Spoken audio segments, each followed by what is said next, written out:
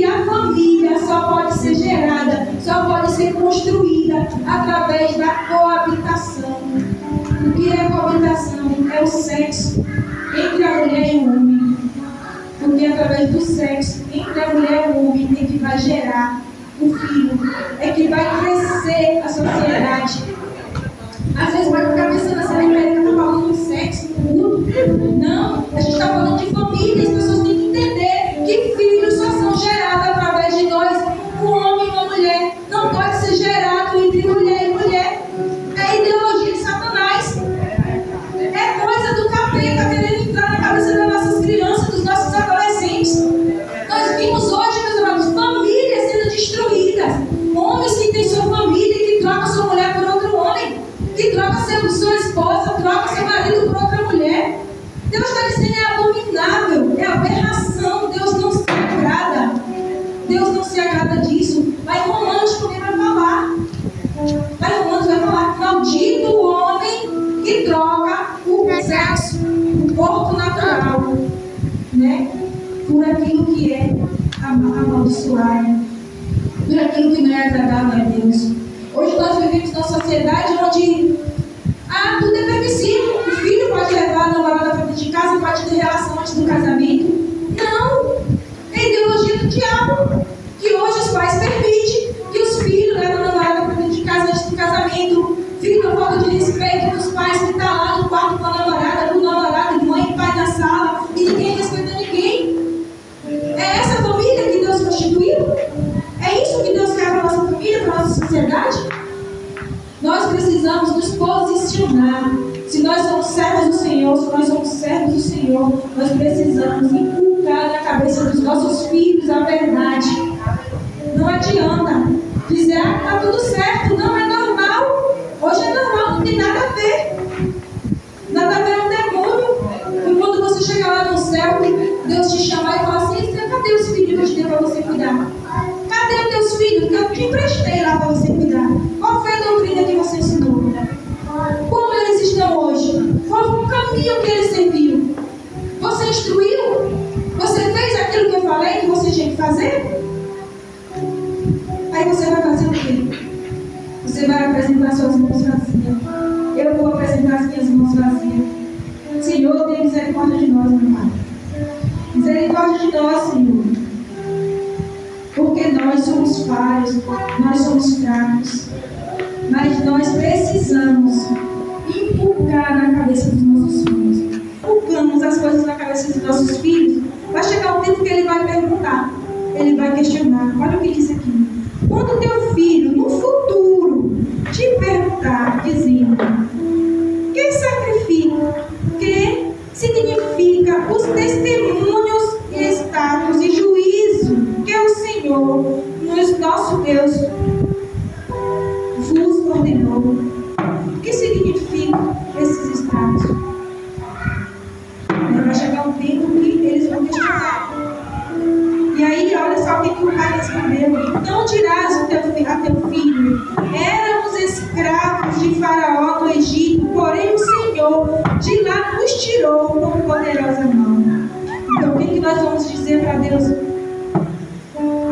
Nós éramos escravos do pecado. Nós vivíamos em um mundo pecaminoso, onde tudo era certo, onde nós achávamos que tudo era correto. Mas quando nós conhecemos a palavra de Deus, nós vimos que nós vivíamos um mundo de enganação, um mundo de mentira, uma alegria enganosa, uma felicidade mentirosa. Porque quando nós estávamos nas festas, dançando, bebendo, se divertindo, estávamos felizes. Mas quando nós chegávamos em casa no outro dia, o que é que nós sentíamos? Dor de cabeça, tristeza, desconforto.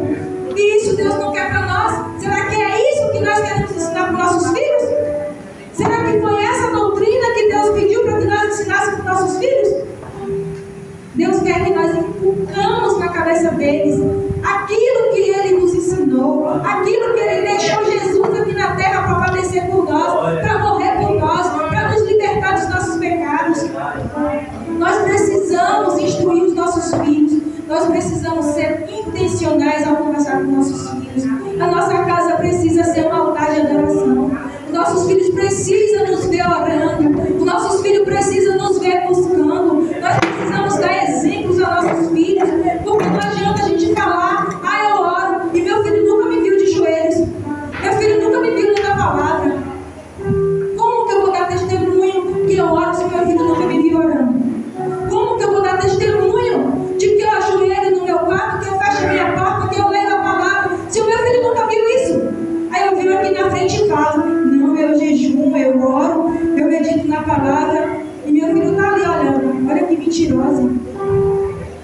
mentira. Ela não faz isso não. Quando eu vou orar lá em casa, quando meus filhos estão em casa, eu vou orar e falo: se alguém chegar na porta e me chamar, fala que eu estou conversando com a mim. Fala que eu estou orando. Porque para ninguém me incomodar. Tem uma vizinha lá que ela já sabe. Quando ela chega lá, que ela entra na porta e fala: Érica, eu não respondo. Ela fala: ela está orando. Ela volta, puxa o botão e vai embora. Então, o que é isso? É exemplo que a gente dá para os nossos filhos. É isso que nós precisamos mostrar para os nossos filhos. Não adianta eu falar que faço, sendo que na realidade eu não faço. Porque Deus, Ele está vendo e Ele vai me cobrar. E Ele vai falar assim: mentira, tu foi lá na frente, tu mentiu. Você vai ser cobrado por isso. Você mentiu quando você disse que você buscava. Você mentiu quando você disse que jejuava.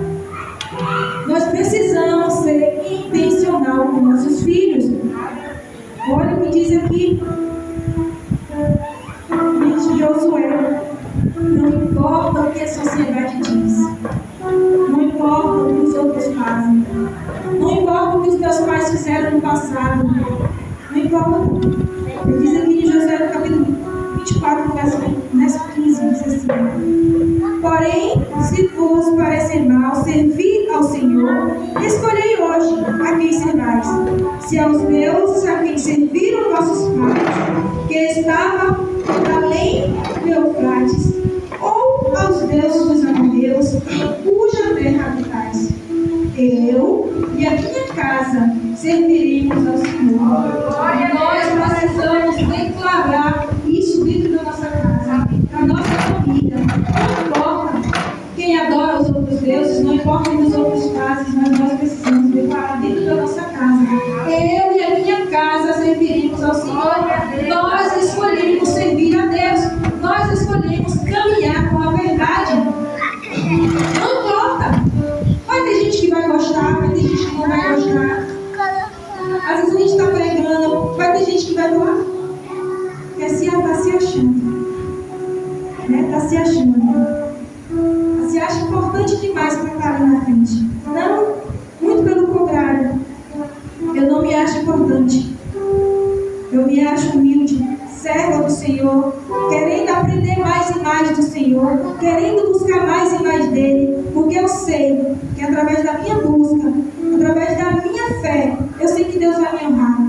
E não adianta eu querer falar: eu sou uma coitadinha. Mentira. Mentira de Satanás. E quem se diz que é coitadinho está mentindo.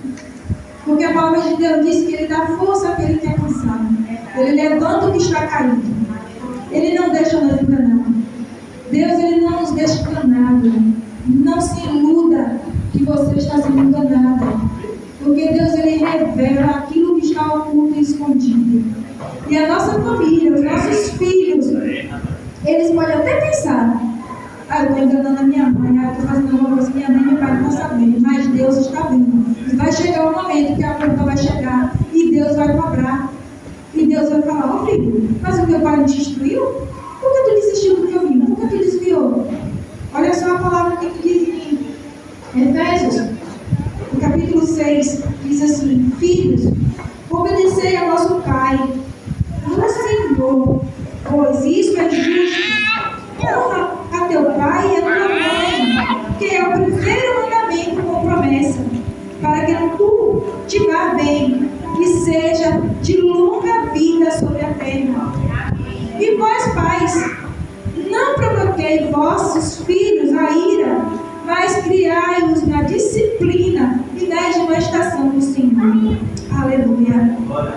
Glória a Deus. Aqui neste versículo, está dizendo que os filhos têm que ser obedientes aos pais. Os filhos têm que obedecer aos pais, independente das consequências, das circunstâncias. Os filhos têm que obedecer aos pais. O pai nunca vai dar conselho para o mal. A palavra de Deus diz: qual é o pai que o filho pede um peixe e ele dá uma serpente? Qual o pai que o filho pede um pão e ele dá uma pedra? Então, o conselho de um pai e de uma mãe, meus amados, nunca é ruim para os filhos. Precisamos ser intencionais, porque os nossos filhos, a criança, conhece a Deus através do comportamento do pai. É através do seu comportamento momento no ano você tem um filhinho recém-nascido. É através da sua busca, é através do seu comportamento que o seu filho vai conhecer a Deus. Porque ele vai ver Deus em sua vida. Ele vai sentir a presença de Jesus em sua vida. Então nós precisamos ter intencionalidade ao falar com os nossos filhos. E quando fala aqui, pais, não provoque a ira dos teus filhos, está dizendo para nós pais, nós mães, que nós devemos ensinar os nossos filhos com amor, com intensidade, com carinho, com educação, que nós não devemos provocar a ira, porque nós também vamos prestar conta a Deus. Nós também vamos prestar conta a Deus quando nós falamos com ignorância, quando nós não ouvimos nossos filhos. A palavra de Deus diz que nós devemos corrigir os nossos filhos com uma vara. Isso não quer dizer que nós vamos espancar os nossos filhos. Isso não quer dizer que nós vamos ter que cada dia eu pegar isso ali e descer a porrada nisso. Ela precisa ensinar, ela precisa mostrar com carinho, porque através do perdão, do amor, da unidade, é que a nossa família vai ser salva. É através da nossa busca constante, quando nós nos colocarmos à disposição do Senhor e falar, Senhor, eis-me aqui. Me capacita, Senhor, como filha, como mãe, como esposa. Capacita-me, Senhor, a cada dia, meu Deus. Porque é através da nossa busca, é através do nosso esforço, é através da nossa dedicação, é que nós vamos educar os nossos filhos no caminho do Senhor. É que nós vamos criar famílias sagradas para o Senhor. Famílias intencionadas a buscar o Espírito Santo. Como eu disse, não existe família perfeita. Existem famílias que buscam. Existem famílias espirituais que estão sempre presentes na vida de Deus, que estão sempre procurando se consagrar a Deus. Famílias que estão sempre dispostas a derramar na sua vida, a deixar aquilo que não presta, a buscar a Deus.